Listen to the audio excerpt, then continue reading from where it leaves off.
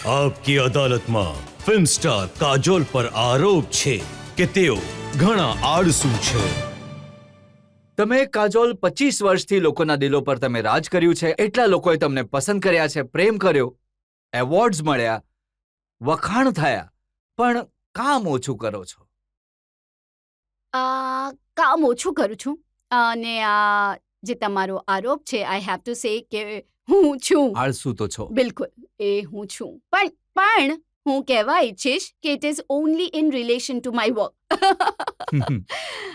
મને લાગે છે કે આઈ ડોન્ટ થિંક કે પણ મેં આજે બધા ફેમિલીમાં કહે છે, તમારા હસબન્ડ કહે છે, જી. મધર કહે છે કે કામ કરો, બાળકો પણ કહે છે હવે તો જાઓ કામ કરો. જી એ પણ કહે છે મને કામ કરવા માટે, પણ હું મને લાગે છે કે જો મારે કામ કરવું છે તો સારું કામ કરવું છે અથવા તો નથી કરવું, યુ નો. એન્ડ ફોર્ચ્યુનેટલી ભગવાને મને એટલી ફાઇનાન્શિયલી એબિલિટી આપી છે કે મને you know I don't have to work. મને કામ કરવું જ પડે એવું નથી, જરૂર નથી મને કામની.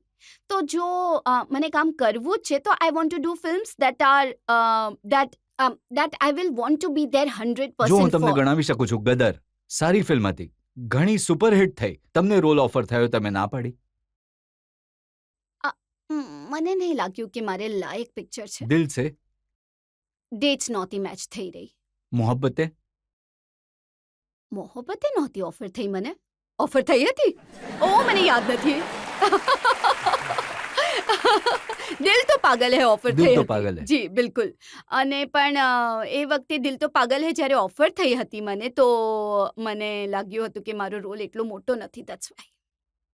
અને 3 ઇડિયટ્સ, કરીના કપૂરનો રોલ તમને આમિર મેં ખાને. એકચ્યુઅલી જ્યારે કહ્યું હતું એમને, જ્યારે મને સ્ક્રિપ્ટ સંભળાવી હતી તો ત્યારે મેં કહ્યું હતું કે મને માધવનનો રોલ આપી દો, હું કરી લઈશ.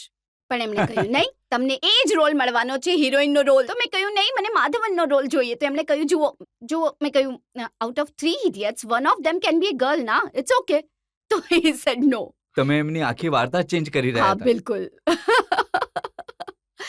પણ તમને નથી લાગતું કે આ ફિલ્મો જો તમે કરી હોત તો કદાચ હજી વધારે જનતાનો પ્રેમ મળ્યો હોત?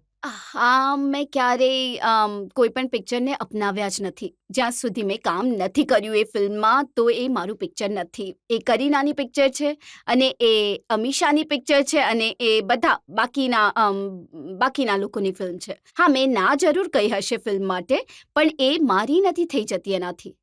કોઈ એવી ફિલ્મ, કોઈ એવો રોલ જે તમને લાગતું હોય કે હા આ મારે કરવો જોઈતો તો, જિંદગીમાં તક મળી હોત તો? એક તો મને લાગે છે આજે જે સમય છે ફિલ્મ ઇન્ડસ્ટ્રીમાં, it is the fabulous time. ઘણો જ સારો સમય ચાલી રહ્યો છે ફિલ્મ ઇન્ડસ્ટ્રીમાં એક્ટરો માટે, કેમ કે અલગ અલગ રીતની સ્ક્રિપ્ટ્સ લખવામાં આવી રહી છે, ફંડ કરવામાં આવી રહી છે. તમારા જેવા લોકો અલગ અલગ રીતના પિક્ચરો જોઈ રહ્યા છે. સો થેન્ક યુ તમારા માટે કે તમે રિયલી થેન્ક યુ કે તમે આ પોસિબલ કરી દીધું અમારા માટે કે અમે અલગ રીતના પિક્ચરો બનાવી શકીએ. કેમ કે જો તમે જોઈ લો તો આઈ ડોન્ટ નો, તુમ્હારી સુલ્લુ 8 વર્ષ પહેલા કે 10 વર્ષ પહેલા બની હોત, કોઈ વિચારતું પણ તો કોઈ એની પાછળ પૈસા ન લગાડત. કેમ કે વિચારતે કે if it is not going to work, આખરે અમે લોકો એક બિઝનેસમાં છીએ તો it has to be financially viable also for producer to make the film. So thank you all of you, thank you. એ પણ સાચું છે કે પહેલાના જમાનામાં કામ કરવાનું મુશ્કેલ હતું, આટલી સુવિધાઓ નહોતી જેટલી આજે છે. કામ કરવાનું મુશ્કેલ જરૂર હતું, પણ વધારે કામ કરવું સહેલું હતું. તો જો અમે 4 પિક્ચરો કરતા હતા તો અમે પ્રમોશન નહોતા કરતા પિક્ચરોમાં. એના 50 દિવસો બચી જતા હતા અને અમે પિક્ચરો કરતા પણ હતા. હા, સુવિધાઓ નહોતી, વેનિટી વેન નહોતી, આઈ થિંક કુલર પણ નહોતા. માત્ર એક પંખો હતો અને ક્યાંક ને ક્યાંક કોઈની પાસે જો ન્યૂઝપેપર હોય અને મળી જાય તો બટ આઈ થિંક મજા આવતી હતી એમાં, પણ એ અલગ રીતની મજા હતી. અને હવે હું તમારા સુવિધા ન એક્સપિરિયન્સ હોય. સાંભળી રહ્યો તો એકવાર એવી બસ મળી ગઈ કે જેની અંદર લૂ હતું, ટોયલેટ હતું, તો એને લઈને બધા ઘણા એક્સાઇટેડ થઈ ગયા હતા એ જમાનામાં. સ્વિટ્ઝરલેન્ડમાં જ્યારે અમે ગયા હતા DDLG ની શૂટિંગ માટે, તો હા બિલકુલ અમને એક બસ મળી ગઈ, બાથરૂમ હતું એમાં અને અમે સો એક્સાઇટેડ, દરેક જણ જઈ રહ્યું હતું બાથરૂમ ખોલવા માટે અને અરે કેટલો સરસ છે, જુઓ આપણી સાથે સાથે ચાલશે. આપણે જ્યાં જ્યાં જઈશું એ આપણી સાથે સાથે આવશે. So ya, we were very excited about that બસ. અને પહેલાના જમાનામાં જ્યારે શૂટિંગ થતું હતું, આઉટડોર છે, ચેન્જ કરવા માટે સગવડ નહોતી, સ્ટુડિયોઝની અંદર એટલી સુવિધાઓ નહોતી. શું ફરક આવે છે? એ પણ એક અલગથી we have to be creative કે જો કોઈ જગ્યા નથી ચેન્જ કરવાની તો 4 શોલ પકડીને ઊભા રહી જાઓ, એક ખૂણામાં દૂર જંગલમાં જતા રહો. જેમ જૂના પિક્ચરોમાં બતાવે ને, દૂર જંગલમાં જતા રહ્યા, એ દૂર જંગલમાં જઈને પહાડની પાછળ એક મોટા એ બધું અમે કરતા હતા. હા, જિંદગીમાં, રિયલ લાઈફમાં. તો એટલે જ તો તમે વધારે આળસુ ન થઈ ગયા ને કે હવે આ બધું કોણ કરે, મહેનત આટલું બધું. પણ એના પછી વેનિટી વેન્સ પણ આવી ગયા, તો પણ મેં કામ કરવાનું શરૂ ન કર્યું એટલું વધારે. અને મને નથી લાગતું, મને લાગે છે કે હવે જો 25 વર્ષ પૂરા પણ થઈ ગયા મારી 35, nearly 35, I have done only 35 films or 36 films, something like that. But I think મેં એટલી ઓછી પિક્ચરો કરી છે. I think એના કારણે એક ઉત્સાહ પણ રહે છે મારામાં પિક્ચરો કરવાનું and to work. I think picture સિવાય પણ ફોટો સેશન કરવાનું હોય, તમે કહો છો હે ભગવાન હવે આ કરવું પડશે.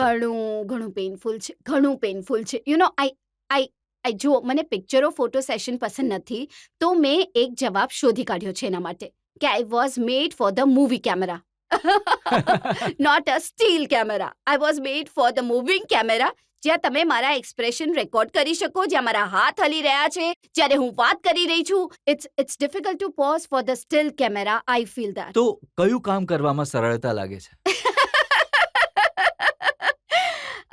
શું કરવામાં સરળતા લાગે છે? આઈ થિંક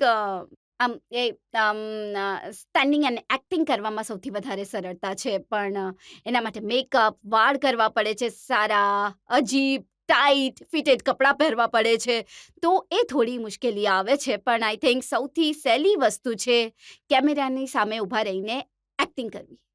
કાજોલ, ઘણા નેચરલ એક્ટર છો અને તમે હંમેશા પોતાના અંદાજથી કામ કર્યું છે ફિલ્મ ઇન્ડસ્ટ્રીમાં, પણ જનતાના મનમાં આ વસ્તુઓને લઈને પણ ઘણા બધા સવાલ છે. જી, આટલા બધા એવોર્ડ શો થાય છે, અજય સર અને તમે લોકો નથી જતા ત્યાં, એનું કોઈ હું જાઉં સ્પેસિફિક છું એવોર્ડ શો માટે actually. અજય સર નથી જોયા એટલે મેં હા, પૂછ્યું. અજય સર નથી જતા એવોર્ડ શો માટે. હું છું ને better half. Thank you ma'am. દે છે મને. તમે ઘણા બધા રોલ કર્યા છે, પણ તમને પોતાનો કયો રોલ ઘણો સારો લાગ્યો છે? આ ઘણો મુશ્કેલ સવાલ છે, કેમ કે મને લાગે છે કે એક એક્ટર જ્યારે તમને હસાવી શકે છે સ્ક્રીન પર, તો મને લાગે છે કે એ સૌથી મુશ્કેલ કામ હોય છે એક્ટર માટે. રડાવવા ઘણા સહેલા હોય છે લોકોને, આઈ થિંક હસાવવું ઘણું મુશ્કેલ છે. પણ મને સૌથી વધારે કામ મેં ક્યારે કર્યું, સૌથી વધારે કામ આઈ થિંક મેં એક પિક્ચરમાં કર્યું હતું, કોલ્ડ ઉધાર કી જિંદગી. હું માત્ર આઈ થિંક 18-19 વર્ષની હતી એ સમયે, અને મેં આ પિક્ચર કરી and it was a very heavy film. ઘણી હેવી પિક્ચર હતી અને એમાં ઘણું રડવાનું હતું, ઘણું લાંબા ડાયલોગ્સ વાંચવાના હતા, ઘણા ઇમોશનલ સીન્સ કરવાના હતા. પણ હમણાં પણ એ ફિલ્મ જોઉં છું તો મને લાગે છે કે મને કામ દેખાય છે જેનું વજન છે. હા, ત્યાંથી મને સૌથી વધારે લાગે છે કે મેં કામ કર્યું. હા, માઇક ત્યાં આપો. હમણાં જે તમારી ફ્રેન્ડશિપ છે એ હમણાં કેવી ચાલી રહી છે કરણ જોહર કોની સાથે? સાથે? કરણ કરણ જોહર જોહર સાથે. Everything is absolutely fine. બિલકુલ ઠીક છે. આ સોશિયલ મીડિયામાં ઘણી ચર્ચા રહે છે કે કરણ જોહરથી લડાઈ થઈ ગઈ, 25 વર્ષની જી, દોસ્તી ખતમ થઈ ગઈ, જી. એકબીજાના ગળા કાપવા માટે મેદાનમાં ઉતરી ગયા છે. તમે ખરેખર અદાલતની જેમ વાતો કરો છો. ગળા કાપવા માટે લાગી ગયા છે. નહીં, એવું કંઈ નહોતું થયું. આઈ થિંક દોસ્તોમાં લડાઈ થતી રહે છે, અને એ જ સાચા દોસ્ત હોય છે જે લડાઈ કરીને પણ સંબંધો રાખે છે, બનાવીને રાખે છે. તો અમે હવે બિલકુલ ઠીક છીએ. Thank you. એક કરણ અર્જુનમાં તમારો ડાયલોગ છે. મને લાગ્યું કે કરણ જોહર પર તમે હજી એક સવાલ પૂછશો મને. કરણ અર્જુનમાં કહ્યું, જી. जिंदगी में जो होता है वो सोचा नहीं होता. હા, याद છે તમને આ ડાયલોગ? जिंदगी में जो होता है वो सोचा नहीं होता है, और जो सोचा जाता है वो कभी नहीं होता, और जो कभी नहीं होता वो कभी कभी हो जाता है. બિલકુલ, આઈ ટોટલી અગ્રી વિથ યુ. આ મારી જિંદગીની વાર્તા છે, જ્યાં ક્યારેય મેં નહોતું વિચાર્યું કે હું ફિલ્મ ઇન્ડસ્ટ્રીમાં જઈશ. એ મારી સાથે થઈ ગયું. હું ફિલ્મ ઇન્ડસ્ટ્રીમાં જતી રહી, અને જે મેં વિચાર્યું હતું પોતાની જિંદગી માટે કે હું શું કરીશ અને શું નહીં કરું, એ મેં કર્યું જ નહીં. અને જે મેં વિચાર્યું હતું એ જ થયું મારી સાથે. મેં ક્યારેય નહોતું વિચાર્યું કે હું એક્ટર સાથે લગ્ન કરીશ, એ પણ થઈ ગયું. તો આ જે ડાયલોગ છે એ તમારી જિંદગીનો સાર છે. બિલકુલ. આઈ થિંક પૂરી રીતે દરેક જગ્યાથી, દરેક ડિસિઝનથી આ જ છે. છે